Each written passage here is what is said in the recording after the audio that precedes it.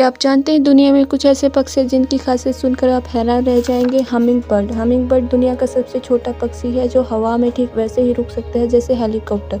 इनके पंख फड़फड़ाने की स्पीड इतनी तेज है कि आपका कैमरा भी कैच नहीं कर सकता, करीब 80 प्रति सेकंड। काकापो और भी मज़ेदार पक्षी है। काकापो न्यूजीलैंड में पाया जाता है। हैरानी की बात यह है कि ये उड़ नहीं सकता, पेड़ पर चढ़ता है। फ्रिगेट बर्ड यह पक्षी समुद्र के ऊपर घंटों तक ग्लाइड कर सकता है। इसकी छाती पर एक लाल थैली होती है जिसे यह मादा को इम्प्रेस करने के लिए फैलाता है।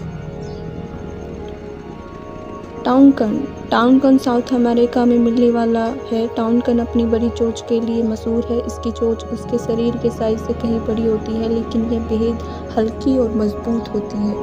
आपको इनमें से कौन सा पक्षी अच्छा लगा, आप कमेंट में बता सकते हैं। Thank you for watching this video.